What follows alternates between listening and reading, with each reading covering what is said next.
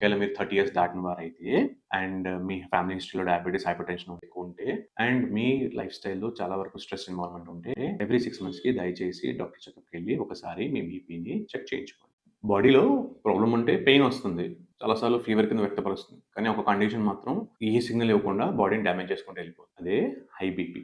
చాలా సార్లు ఇది చేసే డ్యామేజ్ మనకు కనబడదు. కానీ జరిగిపోయిన డ్యామేజ్ వల్ల బాడీ చాలా బ్యాడ్ సిట్యుయేషన్‌కి ఎండ్ అవుతుంది. అందుకే దీన్ని ఒక సైలెంట్ కిల్లర్ అంటారు. చాలా మందికి ఇయర్స్ పాటు ఏ సింప్టమ్స్ లేకపోయినా, హెడేక్స్ లేకపోయినా, చెస్ట్ పెయిన్ ఉండదు, డిజీనెస్ ఉండదు, తలనొప్పి ఉండదు. కానీ హై బీపీ వల్ల లోపల బ్లడ్ వెసెల్స్ డ్యామేజ్ అయిపోతూ ఉంటుంది. ఇదే కంటి నరాలకి, కిడ్నీ మీదకి వెళ్ళినప్పుడు లాంగ్ టర్మ్ డ్యామేజ్‌ని క్రియేట్ చేసేస్తాయి. వీటి రిజల్ట్ ఏంటి?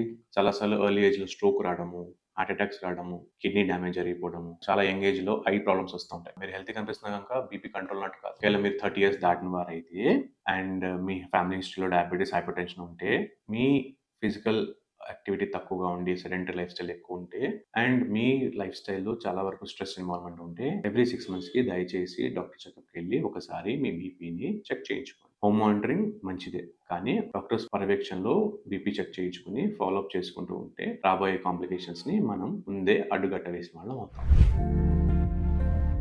ఈ వీడియో మీకు నచ్చినట్లయితే లైక్ చేయండి అండ్ అవసరమైన వాళ్ళకి షేర్ చేయండి అండ్ ఇలాంటి హెల్త్ అవేర్‌నెస్ వీడియోస్ కోసం యువర్ మెడ్ బడీ పేజ్‌ని ఫాలో చేయండి.